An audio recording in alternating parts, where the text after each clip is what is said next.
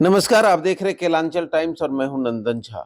बिहार विधानसभा चुनाव का बिगुल बजने में कुछ ही दिन शेष बचे हैं और अभी से सभी पार्टी के वर्तमान विधायक या संभावित प्रत्याशी अपनी अपनी क्षेत्र में अपनी तैयारी तेज कर दी।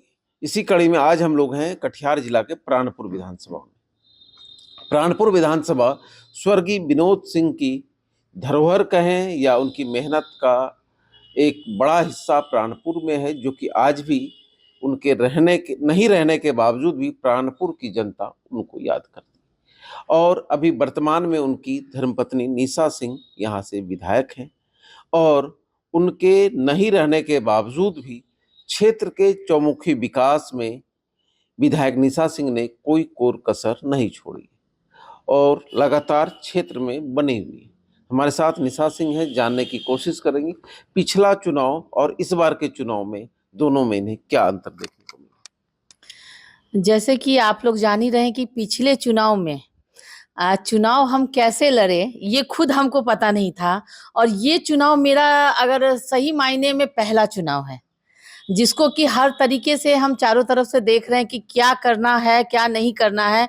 और पिछली बार जितना भी था हमको जनता का सपोर्ट मिला और उनके ही द्वारा मजबूती मिला।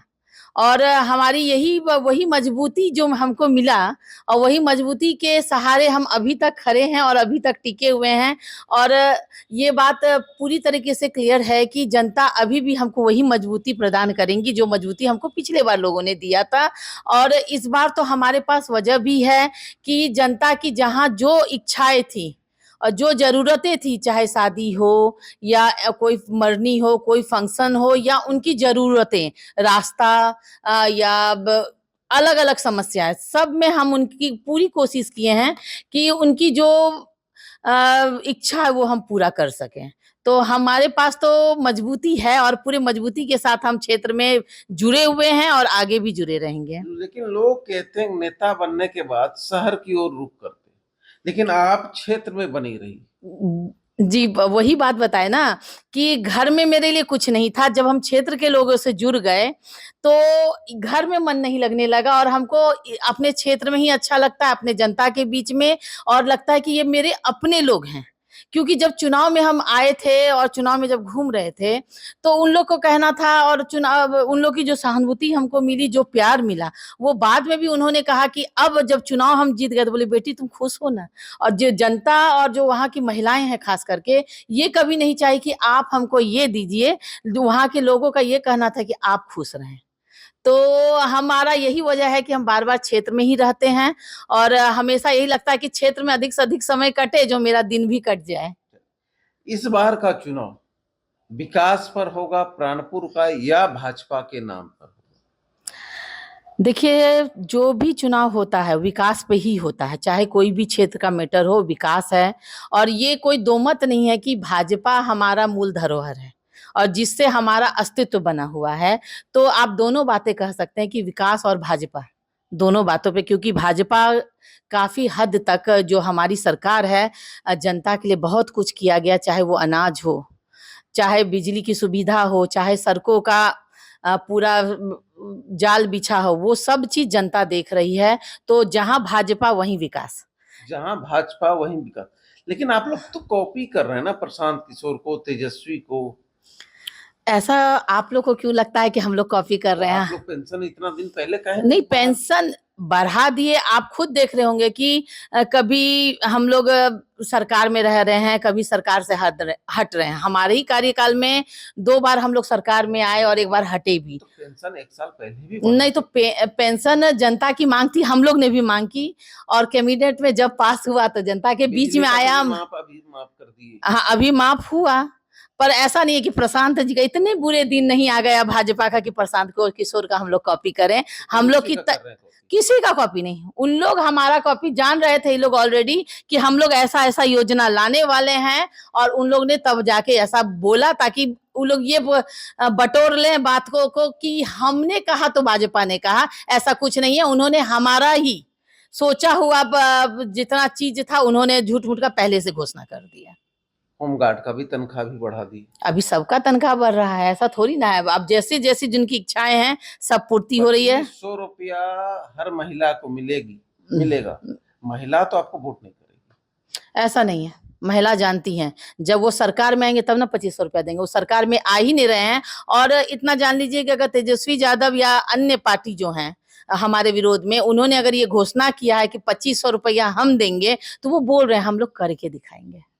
तो आप अभी तक घोषणा कहाँ की? हो जाएगा, आप इंतजार कीजिए ना, वो भी घोषणा होने वाला है। वो भी होगा घोषणा। हाँ, अभी तो आप देख ही रहे हैं, हर महिलाओं को, हर एक परिवार से एक महिला को रोजगार के लिए 10,000 रुपया मिल रहा है।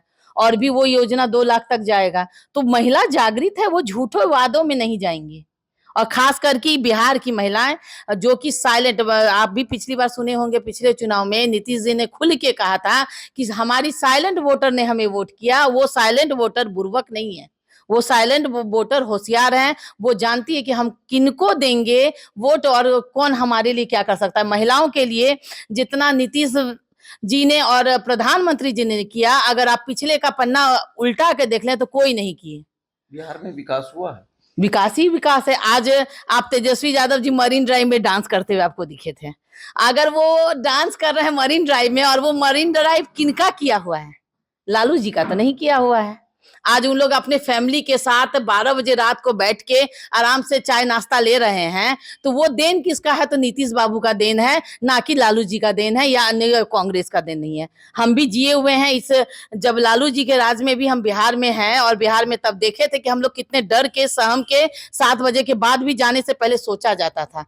हम लोग कभी भी कॉलेजेस वगैरह गया तो गार्जियन की तरफ से था कि इतने बजे तक पहुंच जाना, नहीं तो कुछ बुरा भी हो सकता है, ऐसा हम लोग को समझाया गया था। पर आज हम खुद 12 बजे 1 बजे क्षेत्र से आ रहे हैं, तो ये देन किसका? नीतीश बाबू जी का देन है और माननीय प्रधानमंत्री जी का देन है। अगर हम बात करें प्राणपुर का, प्राणपुर के विकास से आप कितने संतुष्ट? खुद स्वयं, जनता नहीं, आप कितने संतुष्ट? देखिए, अभी हम संतुष्ट, जितना विकास हमसे बन पाया हम उतना विकास किए। इसके लिए चाहे हमको किसी भी विभाग में जाना पड़ा हो, किसी भी मंत्री जी से मिलना हो, वहां मिले। और कुछ योजनाएं ऐसी हैं जो कि अभी टेंडर में है, और जब पूरी तरीके से आ जाएगा, फ्लश आउट हो जाएगा, तो वो सारी योजना जब होना पास हो गया है, टेंडर हो गया है, चाहे उपनयन में आया हो या आपका आरडब्ल्यूडी का मेन में है एमएमजीएसवाई से वो, और या पीएमजीएसवाई से, वो सारे जब धरातल पे आपको दिख जाएंगे, जब शिलान्यास हो जाएगा, उस पर काम चल जाएगा, तो असंतुष्ट या संतुष्ट होने का सवाल नहीं है। हमको कुछ नहीं बोलना होगा, क्षेत्र के लोग आपको बता रहे होंगे। 5 साल में कितने करोड़ का सब मिला के काम हुआ होगा? लगभग कितने 100 करोड़ या कितने हजार करोड़? लगभग 2000 करोड़, उससे ज्यादा का ही होगा 3000 लगभग। हाँ हाँ हाँ, लगभग 3000 करोड़। आज है 4 तारीख, जी। 15 से 20 दिन में आचार संहिता लग जाएगी। हम्म। और कितने करोड़ का योजना का शिलान्यास करेंगे? लगभग हमको लगता है 100 करोड़ से ज्यादा 100 का। करोड़ और कर देंगे। हाँ, और हो जाएगा। इसमें आपका ग्राम देवती आता है, जो बहुत दिन से मांग था। ग्राम देवती है, सोसाधार है, और भूपत कुंडी है, फिर रोशना चौड़ीकरण है। ये सब इतने दिनों में शिलान्यास हो जाएगा। और खुरियाल का हम परसों उसका शिलान्यास करने जा रहे हैं, वो भी लगभग 2 करोड़ का योजना है। तो इस तरह का बहुत सारी योजना है जो कि यहाँ अभी धरातल में आपको देखने मिल जाएगा। 10 काम या जो मुख्य काम हुआ है आपके विधानसभा क्षेत्र में, क्या वो जनता को बताएंगे? अभी सबसे बड़ा मांग था क्षेत्र में जनता की कि आजमनगर में नाला बने, तो वो नाला में भी काम शुरू हो गया, जो कि बहुत ही मुश्किल था। मगर वो फंड दूसरा था, जिला परिषद के फंड से, मगर हमारे अर्थक प्रयास से वहां पर नाला बनने जा रहा है। और उसके बाद ट्रेन का ठहराव, जनता की मांग थी कि ट्रेनों का ठहराव हो। हम लोग को कलकत्ता जाने में, या व्यापारी दल को कलकत्ता या और कोई कई जगह जाने में दिक्कत हो रही थी, तो हमने 4 ट्रेन का नाम लिख के आजमनगर के लिए मंत्री जी को दिए, जाके मिले अश्वनी वैष्णव जी से, और चारों ट्रेन का ठहराव हो जाएगा। और यही इसी का भी कल हम जाके उसका झंडा दिखा के उसका ठहराव करेंगे।